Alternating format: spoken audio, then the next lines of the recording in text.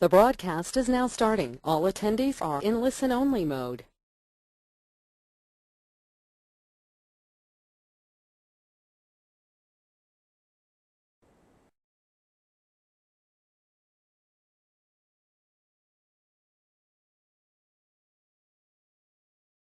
Good morning, everybody. I've unmuted myself. So just a quick check-in to make sure that you can hear us. If you can, just respond in the chat box or the questions box. That would be great. Can you hear us? Beautiful. As long as you can hear us, that is perfect.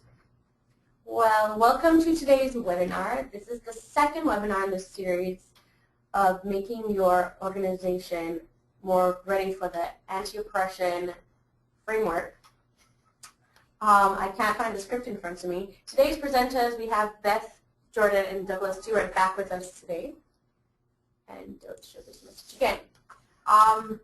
They're going to take you through what we'll be dealing with today. If you have any questions, feel free to send them in the questions box or the chat box. This is part of the Organizational Standards Project funded by Citizenship and Immigration Canada and the Trillium Foundation. This webinar will be posted on the OrgWise site at www.orgwise.ca within 3 days after it's recorded. I'm now going to hand it over to Doug and Beth to take you through. Good morning, everybody. Welcome again to the ARAO webinar, and this is part 2. And we have quite a bit to do with you today, so we're just going to get into it. So as we're queuing up the slides, you'll see that our first the objective really for today is to review considerations for assessing readiness for ARAO organizational change within your agency. And the areas to be covered, really, we're going to spend a lot of time today on the first 2. We added this second 2 just because that's where we're going to go next in the work that we're going to be doing with you. So in webinar 2 today, we're going to be recapping the terminology associated with ARAO and cultural competency, so some of the discussion and work we did with you last time. And then we're going to begin the conversation around assessing organizational readiness and some steps that you need to begin to take as an organization. In terms of some specific areas for assessment, we'll begin that conversation, and then webinar 3 next week, we will follow up with the actual criterias and then looking at ideas for moving that assessment work forward in your organization. So we like to poll, of course, just to get your feedback and some interaction with you. So would like to, based on the access and equity standards on the OrgWise website that you have access to, we will here. Is what is access and equity standard, which is improving conditions for immigrants and refugees. So we want you to think about this first piece, which is our organization addresses systemic issues that impact the lives of immigrants and refugees. So what areas of this standard is your organization meeting or exceeding? So A, our organization designates staff time and resources for work aimed at changing social systems, public policy, and or legislation that have a negative impact on the communities we serve and the work we do.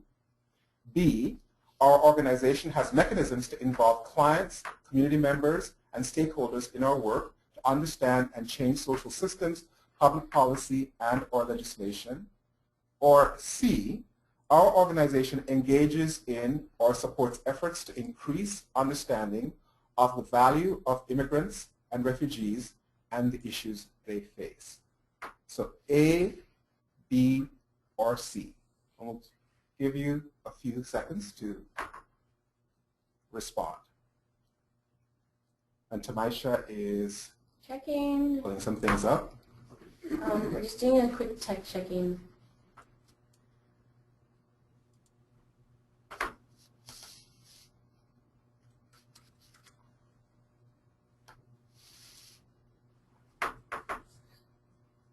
Okay, we have a few. Give you 10 more seconds to fill in your answers.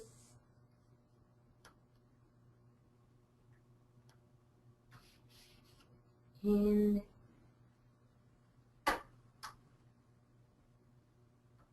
All right, thank you so much. Close. Share. Sorry. And here are your results. Okay, so what we've gotten back from you is, wow, majority of you are saying, so 63%, that you engage in or support efforts to increase understanding. And then 25% are saying that you have mechanisms to involve community and stakeholders. And then a few of you, 13%, have designated staff time and resources for public policy work. Thank you. Thank you for that feedback, because that gives us a sense of where you're all at in terms of the work you're doing with your organizations currently. And it's actually the poll results, good morning everybody, it's that, are not surprising because the selection A around designating staff time and resources for work aimed at changing social systems, public policy, legislation that have a negative impact on the communities we serve and the work we do is often one of the hardest things to have funding for, to have resources for, and it also is sometimes complicated by your charitable status in terms of what percentage of your time can be used for advocacy and public education aimed at changing systems and structures. So that's not a surprise. So we're going to have you look now at another poll question, and this is poll question number 2. So going to ask you again to think about, in terms of the same standard, so what areas of the Access and Equity Standard, improving conditions for immigrants and refugees, so a reminder, our organization addresses systemic issues that impact the lives of immigrants and refugees. Is your organization, now this is the nuance to this question, is your organization challenged by or struggling with? So emphasis again is where your organization with the standard is challenged by or struggling with. So again, A, our organization designates staff time and resources for work aimed at changing social systems, public policy and or legislation that have a negative impact on the communities we serve and the work we do. B, our organization has mechanisms to involve clients, community members, and stakeholders in our work to understand and change social systems, public policy and or legislation. Or C, our organization engages in or supports efforts to increase understanding of the value of immigrants and refugees and the issues they face. So again, A, B, or C. So which of these is your organization challenged by or struggling with? We'll give you a few seconds. The poll is now open.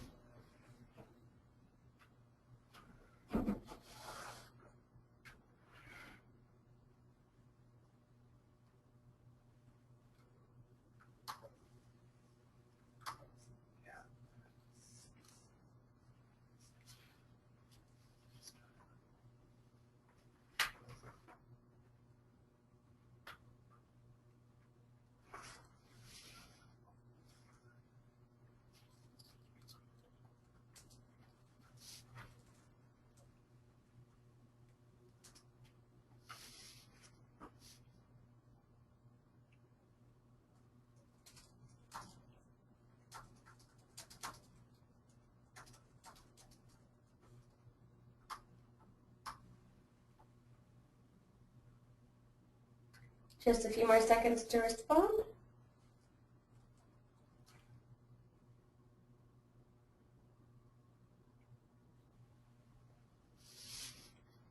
And we're going to close it now.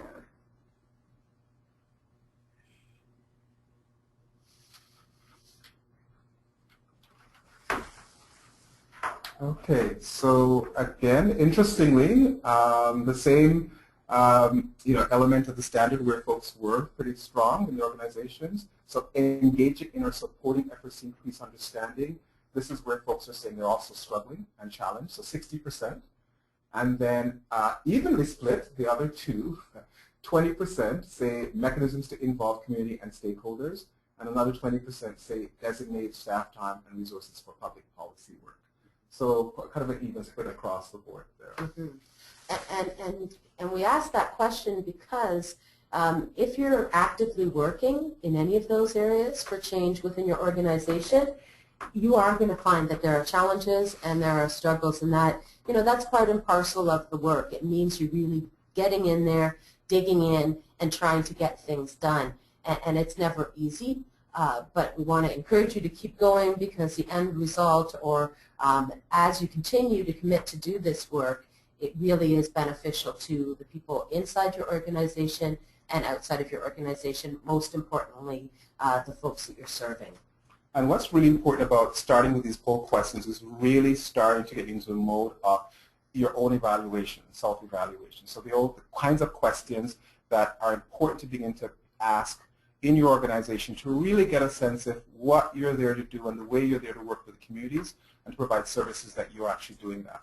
What we're going to start to talk about is, so what should that evaluation look like in terms of the questions you ask and who you speak with and who you hear from, quite specifically in terms of how clients are able to also give feedback about that impact. So what we want to start with today is actually just to review a bit of some of the conversations we had the last time, particularly some of the terms and concepts that we covered with you. So if you remember, we defined oppression and looked at it in terms of its systemic nature, its institutional, as well as individual. And so again, we're not going to go in detail through these slides, but just a reminder that we had covered this ground with you. And then we also looked at the importance of having an integrated anti-racism and anti-oppression framework, and really looked at the ways in which there could be many kinds of different approaches, but it's really important that we're looking at addressing social and institutional inequalities that are constructed in our society, right? And that what we're wanting to do as and supporting you to do as an organization is to look at how within the structures of the organization, you're looking at all kinds of levels of really beginning to address the different issues that might impact different people within your communities and different groups. So LGBTQ, race, nationality, religion, looking at issues of women's rights, and of course always with the scope of intersectionality in terms of understanding the ways in which each unique individual brings those combinations at times that might matter and have the impact and have implications for the work and service that you provide. And so it really requires that you're constantly examining what are the experiences and actions that are in the structures and systems that might reinforce privilege and also disadvantage for some folks who are participating in your organization. And again, want to reinforce that while we're talking about clients, quite specifically in terms of your service delivery, it's important to critically understand how the impact of folks inside the organization, who are employees, who are volunteers, who are board members, at all kinds of levels also are important to consider as we think about this work and this framework as well. And so what's really important here is that we are really thinking about also unlearning old patterns and also really looking at shifting systems that would have reinforced experiences and you know, ways that oppression works and plays not only in society but also within our organizations. Yeah, we're interrupting those processes which create disenfranchisement and marginalization for the folks that we work with. And also, this is where we, you know, look at ourselves. Remember the 3 Ps. It's always personal first, it's professional, and it's political. And it's that system that we are always bumping into and trying to deconstruct and pull apart.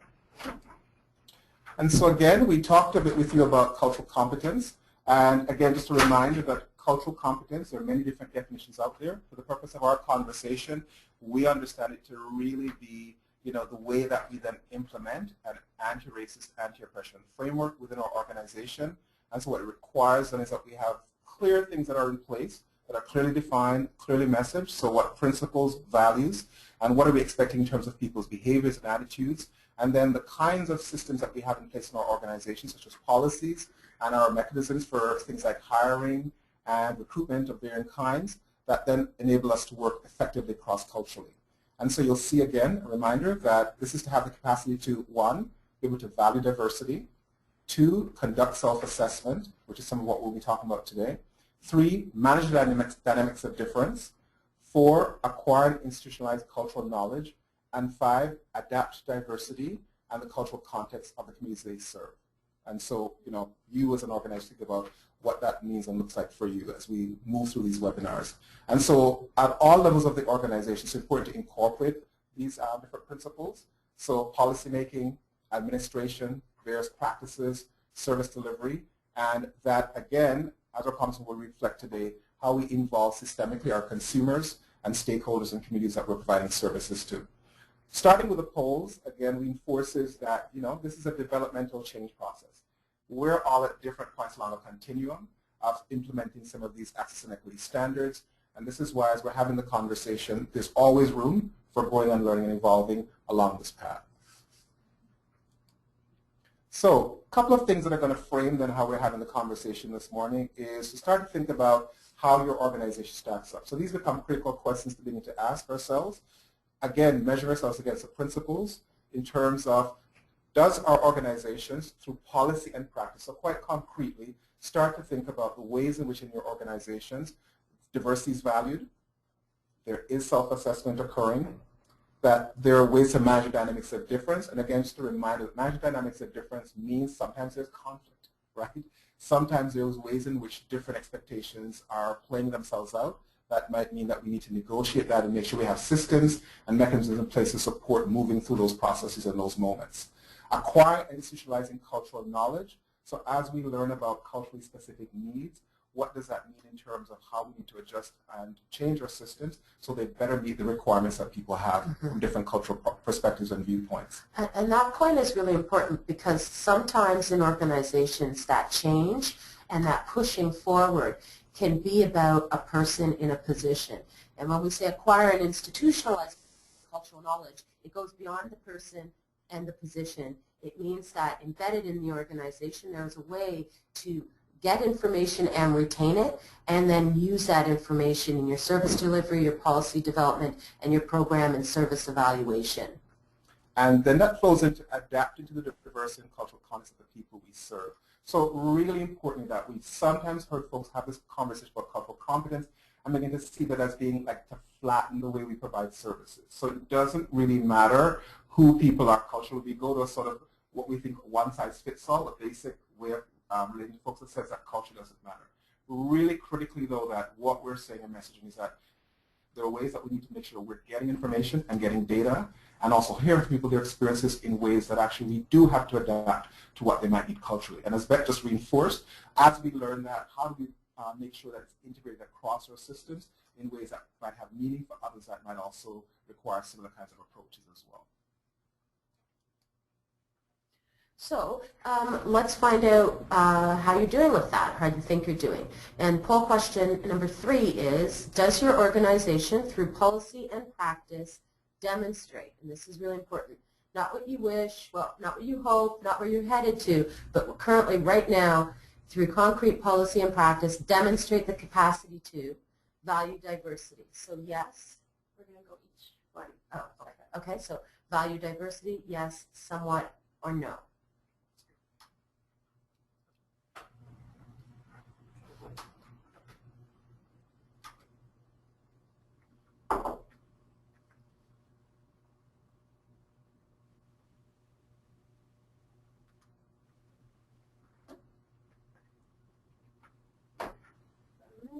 And 5 more seconds. Okay, beautiful. Share.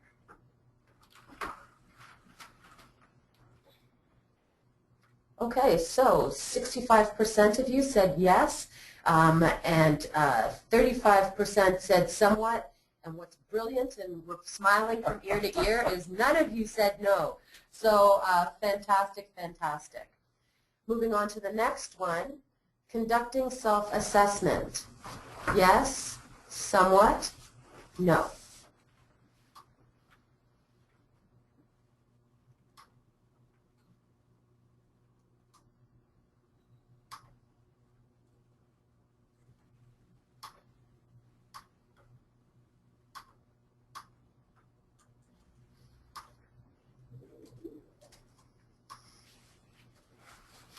All right.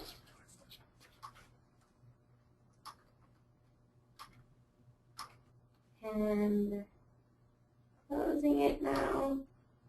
Sure. Okay, so does your organization, through policy and practice, demonstrate the capacity to conduct self-assessment? 15% said yes, 75% said somewhat, and 10% said no. Again, this is not surprising because self-assessment often is about monitoring and evaluation setting up monitoring and evaluation systems are challenging on the best of days from a resource perspective, both human and financial. And so I think what is good about this webinar series is we're really going to try and give you at least that baseline tool to start to do that as it relates to the ARAO framework and culturally competent practice in your organization. So look forward to that, the very specific tools in the upcoming webinars, which we'll be starting with today. So thank you for that. Moving on to the next question area, which is manage the dynamics of difference. Yes, somewhat, and no.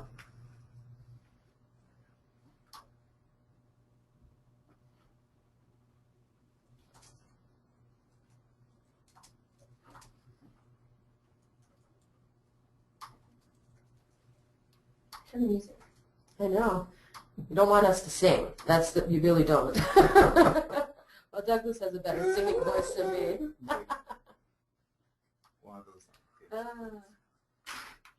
Okay, so in the area of managing the dynamics of difference, 20% said yes, 73% said somewhat, and 7% said no. Again, challenging. And when you think about managing the dynamics of difference, as Douglas talked about, this really is about, so what policies and what procedures do you have in place when difference becomes an issue of maybe competing priorities, changes or significant changes to how you deliver services, the ways in which you think about your hours of service delivery, the ways in which you really think about access and what that looks like. So this is, I wish we had a panacea for this, but the reality is managing the dynamics of difference is an ongoing piece of organizational work, which will be constantly changing. It's an area that you will always have to be looking into in your annual policy and procedural review processes. So for the next piece, it is acquire and institutionalize cultural knowledge. Yes, somewhat, and no.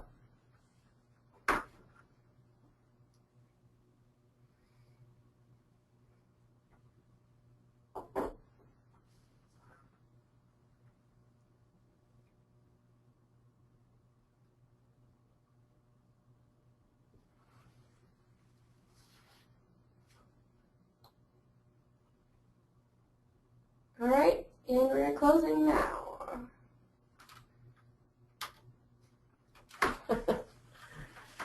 Okay, so in terms of acquiring and institutionalizing cultural knowledge, 33% are saying yes, 56% somewhat, and 11% no. And again, sort of as we spoke to this before, this is really, really important. It's important in the how, because so how you acquire information and knowledge, that it's done in a way that is mutually beneficial. And in addition to that, the institutionalizing component is really important because ARAO change and culturally competent practice should never be about a leader or a person or a position. It should be rooted in your foundational statements and a solid policy level commitment to how these things happen. So we're going to encourage you as we move through the webinar series to really hone in on what this looks like. Because what we hear from organizations all the time is, well, we used to do this well, but then so-and-so left the position and now we've lost our connections to various communities or to organizations. So we really are going to focus in on that piece over the next 2 webinars. Or we see the experience of, new client comes in or new employee comes in. For example, say an example would be accommodation is made, for example, right? Or people start thinking about things like, oh, we have somebody who's Muslim who requires time and space to pray. So they make an arrangement, but then when that person is no longer using the service of the organization or employed the organization, that all is gone, right? And then a new person comes in and there's a scramble again. Oh, what do we do? I think we sort of had this before. So we're really saying that once you have learned and gotten, the experience, that it's important to start to think about, so how do we integrate this now in our systems? That means that whoever's here, whoever new comes in, we actually have a policy, we have a practice of how we'd approach the situation. Perfect. Thank you. And then the last one is adapt to the diversity of cultural context of the people that you serve. Yes, somewhat, and no.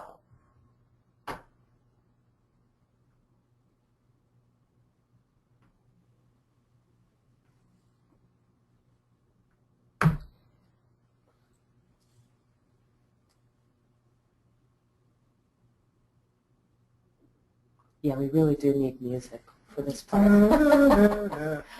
Drums.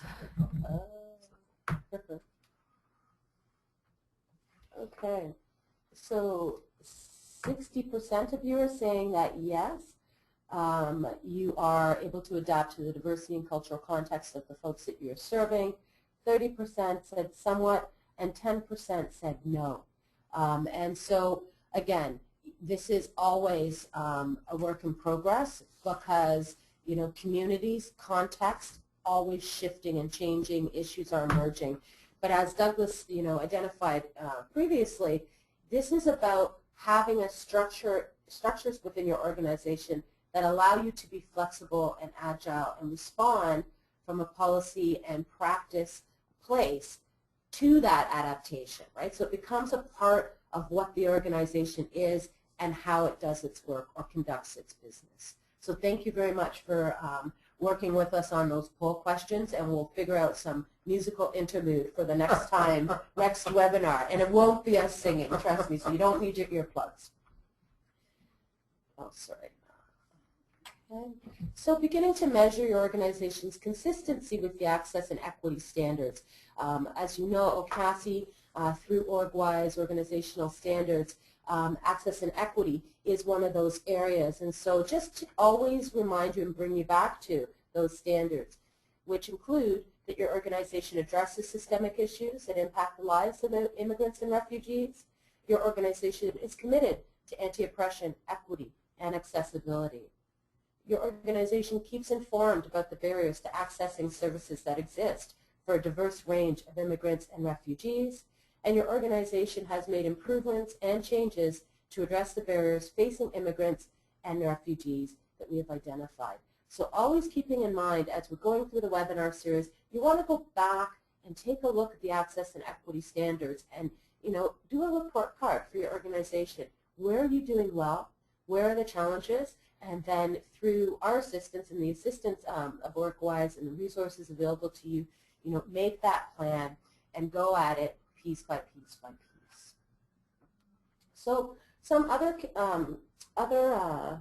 considerations to think about when you start to engage in area organizational change and strengthening your culturally competent practice is that doing this means a real solid commitment on the part of the organization, potentially even to move resources around to structure that needed change. So I think we said in the last webinar, you know, ARAO change and culturally competent practice does require a significant amount of human and financial resources. And we encourage you strongly not to think about this as additional or extra. This is in fact the way organizations should be working. So we, you know, encourage you to really take a good look at, so what are the implications as we go through this process and make these changes that are going to really positively impact the folks that we serve, to interrupt that disenfranchisement and marginalization that's happening to those populations. And a really important place to start to think about this is even from your strat planning. So that's a great example when Beth is saying not seeing it as an add-on or something, oh, here's the extra cost. Well, no, this is about how we do business. So if you think, if any of you right now are starting a strat planning process or beginning to look at that plan as a place even to start, to say if we're going to plan forward in terms of the activities of this organization and even to assess where we're at, it's a great opportunity to start to integrate some of the principles that we're talking with you through over these webinars. It's about establishing a culture of acceptance of the ARAO framework, how the organization works and does business. So, you know, the organization and the membership, people within the organization and the membership really need to know that everyone is on board, that it is coming and supported by the board, the chair of the board, the executive director, the leaders within the organization, and that everybody at every structural level is accountable in relation to it. It's about creating an environment that sets the tone, it excites people, it says, you know, we're serious about these changes, and it's important that you do that. It's important that you celebrate what you've done well and set mini milestones that will continue to keep the momentum going and keep people engaged. This should not feel like a trip to the dentist, right? Yes, it's going to be challenging. Yes, it's going to push us, and it's going to, have us really take a look personally, professionally, and politically. But this is excellent and engaging work, and people learn and grow as a result of it. So if you can really be excited about it, that will go a long way. If it feels like, people are being scrutinized, people are being pointed out, singled out, and in negative kinds of ways, then that's not the tone that you want to set. Accountability, absolutely, but make it interesting, make it engaging, and ensure that multiple stakeholders are involved. So what does aerial organizational change mean for organizations? Well, it does require, and very importantly, analysis of power. So who has it and who doesn't? It's about being transparent and concrete about the steps that you take to embed culturally competent policy and practice in the organization. And as we've said repeatedly, consultative steps. This is not a plan or not a strategy that the board moves forward on its own, or the executive director moves forward on its own, or one program within an organization moves forward on its own. It needs to be consultative in nature. So there needs to also be a willingness to measure success, and this is always based on positive results from those who have the least power, who are the most impacted by disenfranchisement and marginalization, lack of access, either inside your organization or outside of your organization. And one example for some of you that are doing work right now with some of these issues, trans inclusion and trans access is one example. So even going back when we think about what are some ways we might need to adapt culturally, some of it could be about, so when we think of inclusion of folks who are transgender, and we start to look at even how our bathrooms are now set up, right? So many of you start reflecting, think, in our organization, how do we designate our bathrooms and our facilities? So if somebody did identify as trans, what would be the options that we would provide for them, right? So in fact, if you're then doing any kind of consultation with your community, start to think about, for example, how do you think about what the demographic is? And we're going to look at this a bit later on as well in this webinar. But just in a moment now to think about, when we talk about people with least power and access and participation, that would be a concrete example of some of what we're talking about as well. Perfect. Okay, so let's dive right in. Step one, engagement in the assessment process. So develop a plan, start there, to engage multiple stakeholders inside and outside of the organization in the assessment process. So, we have identified some folks here, but this list is not exhaustive. You want to be looking at students, staff, volunteers, board members, donors, community and partner organizations. So step one, engagement in the assessment process. And actually, Tamisha, can we just ask people to type in whether or not they have actually starting their processes, they have done this kind of a sweep. So looking at who would be engaged in assessing their organization. So if you can type in the question box if you've started step one of the process, looking at those people engaged. So just in the question box, which should be on your right-hand side, just send it in. And also identify any others. And any other people you think are missing from this list. Yes, that you might have included in your process. Only a few of them, yes. They have looked at it. Anybody else? Haven't started yet, yes. Clients is not in that list, yes. Okay. Most people accept board members. More people are saying that clients are not on your list. And we wanted to make sure you were watching. You were on Facebook. Absolutely. Deliberate. Absolutely. Good job. So you're there. Perfect. So then in step two, develop a demographic profile of your organization. And this is people inside the organization. So we're not looking at which clients are using your organization right now. We're looking at who's working in your organization. So you want to be thinking about age, socioeconomic class, race, gender, ability, country of origin, languages spoken, mother tongue, sexual orientation, lived experience relative to the clientele that you serve. And this is about the people inside your organization. So in terms of your staff team, your board, your volunteer pool, and any students that are present in the environment, you want to know these things about those folks because that does give you a snapshot of who is inside your organization. And of course, this is all self-identified and optional, all right? You can never, ever, ever force people to identify these things about themselves. So this is an opt-in, and our experience has been that people are very eager to engage in this process, certainly in a confidential way in terms of how you gather the information, but we've had very little, if any, resistance because the end result people buy into. They want to know what the organization looks like. So, and just to add in that, yes, so just be clear that when you're gathering this data, it has to be framed in terms of the purpose that you're collecting this data for. So hopefully it's part of, you're seeing that all of this would be part of a larger system that you would be putting in place, that you'd be communicating out, so folks are really clear. You certainly, as many of you understand, not when somebody's going through a hiring process, yes. You wouldn't put these questions out because that would be illegal in a number of different areas. But certainly there are different ways in which then once people are in the organization, that you're really giving them letting them know why you're doing this, what your goal is, and then giving them the chance to voluntarily share that information with you. And what organizations often find is the strengths that come forward. So many, many, many different kinds of lived experiences relative to the folks that you're serving, multiple languages available within the organization, differences and diversity in socioeconomic class and all of the other areas. And, you know, importantly here, it gives you an idea of where you could, you know, develop further, right? Where are the gaps? And that is important in terms of, you know, the impact on program and service delivery.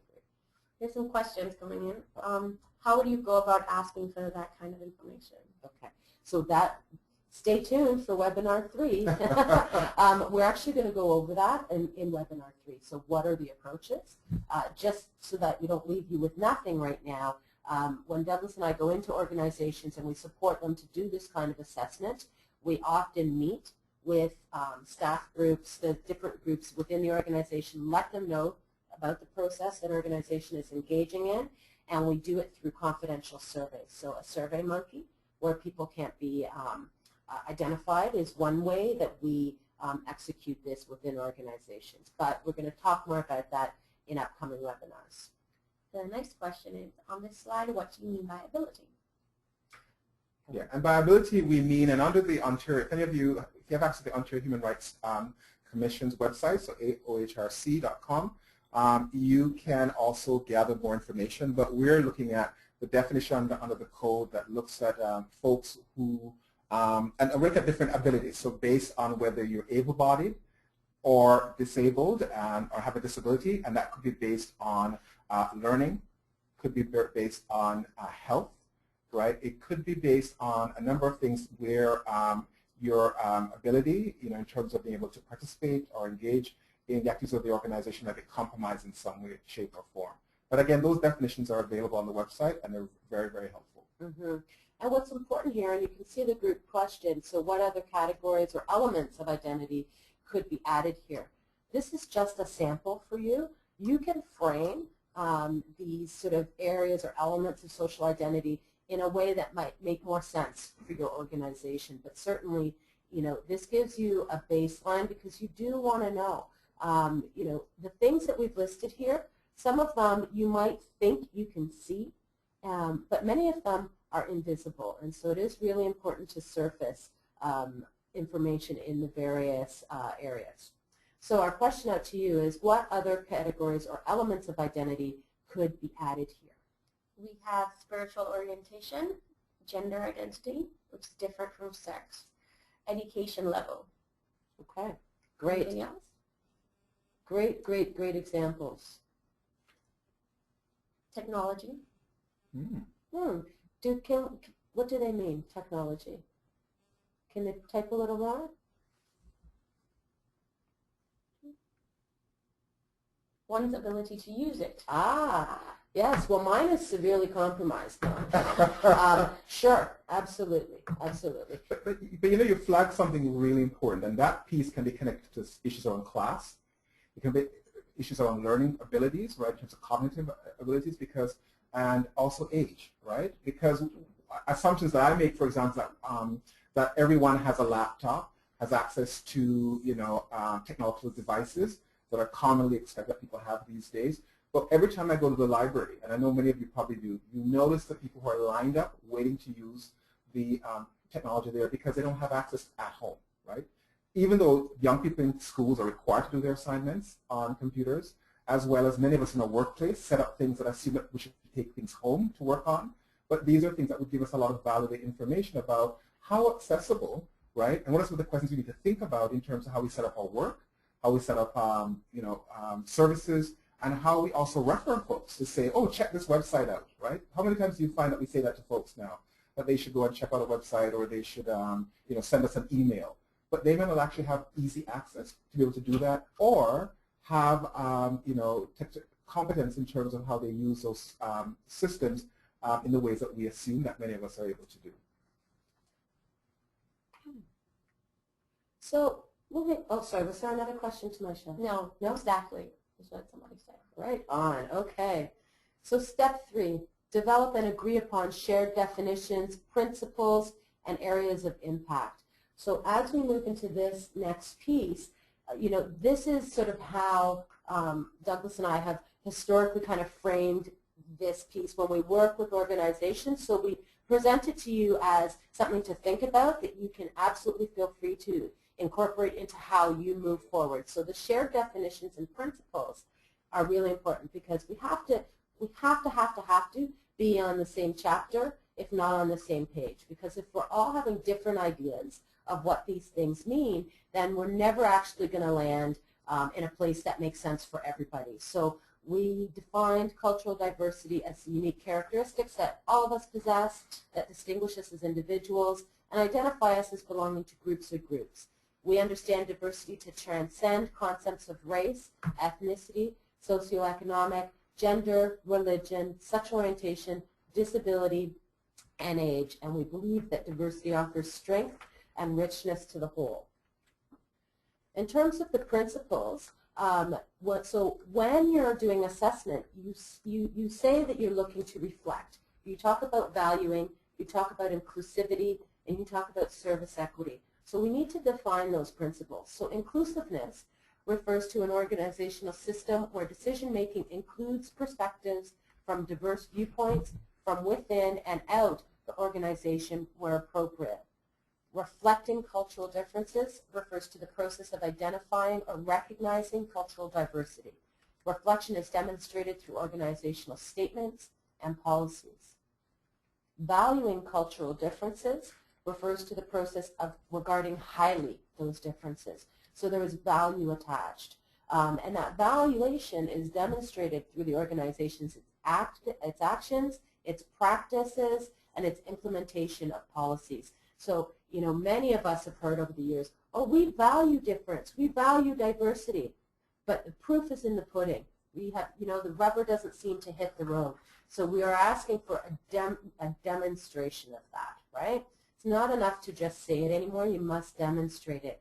And in doing so, we want to think about employment equity. So employment equity for us describes approaches to achieving equal or equitable access to employment for all groups in Canada. So the primary focus of employment equity is the prevention, identification, and removal of discriminatory barriers in an organization's recruitment, hiring, training, retention, career pathing, promotion, and income policies and practices. And this is very important. Service equity is about the ability to provide accessible and relevant services to the targeted groups that you work for. So those are principles to get you started. You in your organizations may identify other principles and criteria for those principles and define them, right? Because it's really important, again, that everybody understands what it is you're saying, why you're saying it, and what it means. So moving forward, The next thing that you want to think about, we're going to spend time here in webinar 3 because this is actually where we move into criteria. So how do you measure these things, right? But the areas of impact that we suggest that you look at in relation to the ARAO framework and culturally competent practice is first, and this is not in order of priority, it's just the areas of impact identified. So organizational foundation statements and documents. So this would include things such as your mission, your vision, your core values, a mandate, principles, goals and objectives, and as Douglas talked about, which could be within your strategic plan as they relate to cultural competency. And like anything that we present to you, the list is not exhaustive, right? So again, you're always adapting this to the specifics and the uniqueness of your own organization. The next area of impact that is critically important is program policies and procedures. So these are the written statements that specify or guide how a specific program should or would be delivered. So policies are overriding statements. Procedures are specific. That's the how. The policy is the what. The procedure is the how. So for the purpose of the assessment tool that you would be utilizing, focus would be on managing the workforce or employees, service delivery, and staff who deliver those services. In terms of program practices, so we have policies and procedures. Program practices is actually what's happening on the ground, because I know as senior leaders in organizations, we can write policies, till the cows come home. It doesn't mean anything unless it's actually being practiced, executed on the ground. So program practices, the actions performed when delivering a program or service.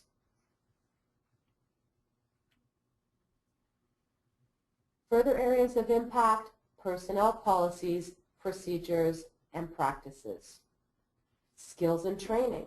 So this is important because as we move through aerial organizational change and building culturally competent practice, it does require professional development for staff teams, for management teams, and for leadership, including the board of directors. So do you have and provide opportunities for professional development, training, and skills required to actually manage and deliver services in a culturally responsive manner? You also need to look at your organizational composition and climate, which is why we encouraged you at the front end to take a snapshot of your demographic profile. So you want to look at the structure of the organization, including the composition of hierarchical levels and the environment in which the organization operates as it pertains to cultural competency. And last but not least, you want to be looking at community consultation and communication, which essentially is about community engagement. How you engage community, why, is it a mutually beneficial framework that you're using, and who are you communicating to and what are you communicating about? What do you want people to do with that communication? So it really is looking at interaction that involves a broad spectrum of activities, right?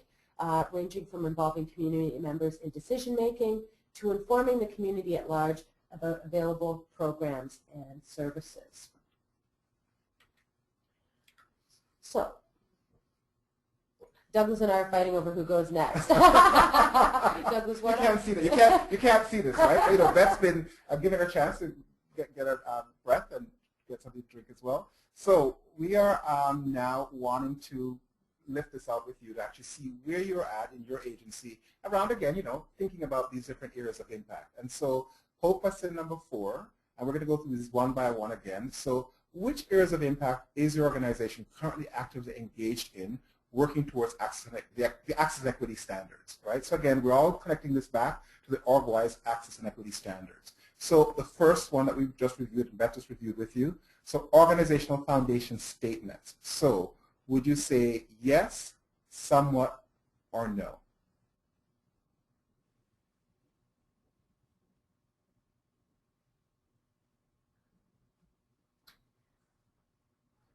A few more seconds. And I'm closing. Beautiful. Thank you.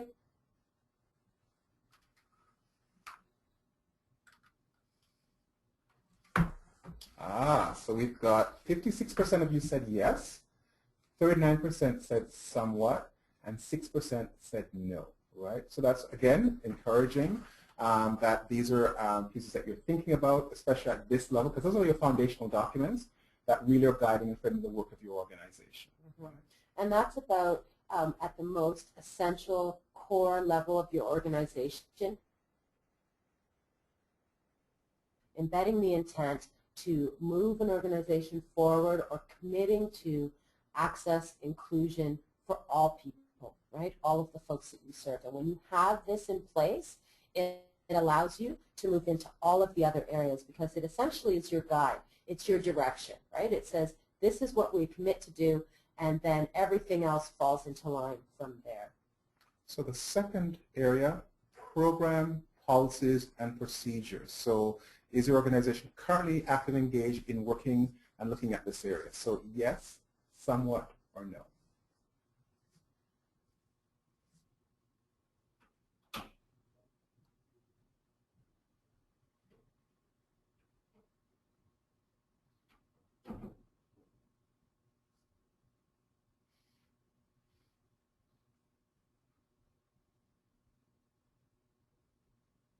Okay, great. Thank you. So again, we have the response here is 55% said yes, 40% said somewhat, and 5% said no. All right? And we're going to move with some velocity through this because we're looking at watching our time, but we're really getting a sense that many of you are looking at these key areas because, of course, in your policies and procedures, that's where you start to message really clearly to folks that are working in the agency, this is of value to us. This is also how we're going to do this work. And so it's really critical that you're looking at this area. The next one then is actually implementing the practices. So in terms of program practices. So yes, somewhat, or no.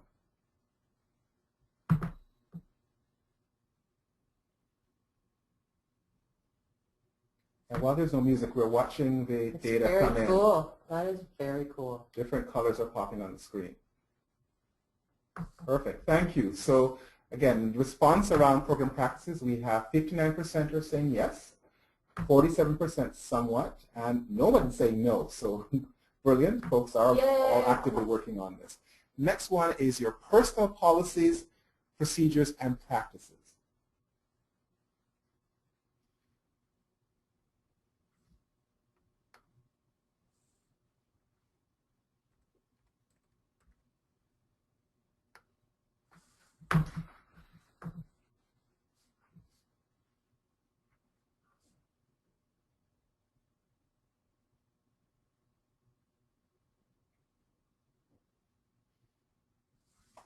So again, 66% yes, 35%, 65% yes, 35% somewhat, and again, 0% no. Everyone's working really critical because we think about that this is the way that you are able to really demonstrate that and reflect very clearly and concretely that you are thinking about who's in your organization and how they're represented and how they're able to participate in the organization. Skills and training.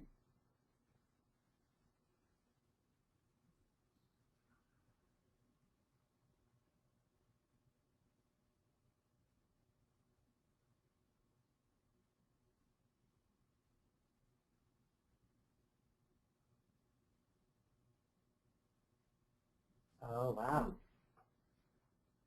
That's a first.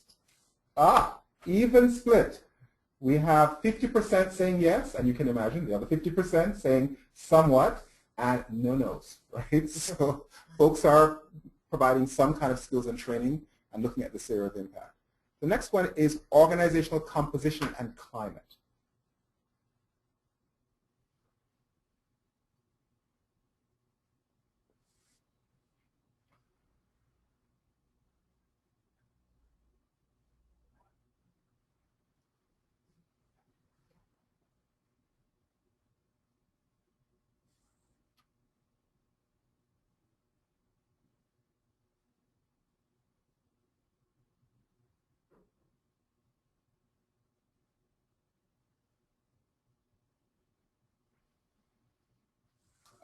So we have here that in this area we've got yes, 45%, somewhat 45%, and no 10%. Okay, and then the last area, community consultation and communication.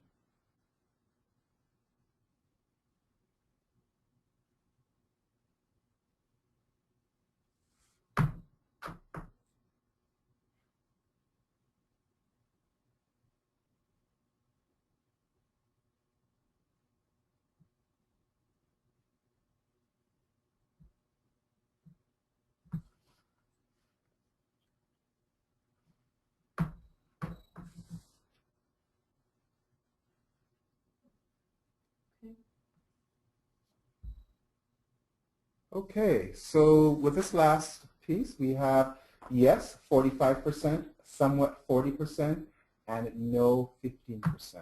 So thank you for responding to this poll. It was really important for us to provide some opportunity for you to start to actually think about this in terms of your own sense of where your organization is at with looking at these areas of impact. Imagine then when you start to roll out this kinds of questions in these areas for your stakeholders. So think about, I wonder what the rest of my team or colleagues would say. What would leadership say? What would the community partners, and then as some of you talked about earlier, clients, what would their responses be? And then let's think of the folks in the organization who probably feel like they have less power. So volunteers, students, as some of you have in the environment. So starting to think about who's here. And then when you start to break it down by demographic groups, racialized folks, women, people with disabilities, LGBTQ groups, think about then what their responses might be. So it's beginning to frame those kinds of questions. Because as you see on the next slide, in terms of thinking about moving forward, some questions that we're hoping then on Friday, which at 10 a.m., we have a forum for questions with you. And so some of the things that we want you to think about, you can think about it now, but even as we move into Friday, which is, one, can you identify the ways in which your organization has created an environment in which diversity and difference is encouraged and valued? Two, can you identify issues which still need to be addressed in your organization with respect to diversity and difference?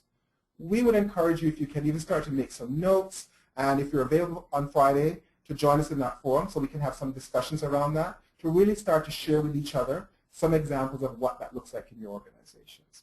And so in terms of wrapping up this webinar, some things that we want to think about in terms of the next webinars that are coming up, webinar 3 and 4. So one, the next webinar, we're going to look at continuing to assess and measure your organization's consistency with the access and equity standards. So we're going to, again, look at how you establish a baseline criteria and how you track progress.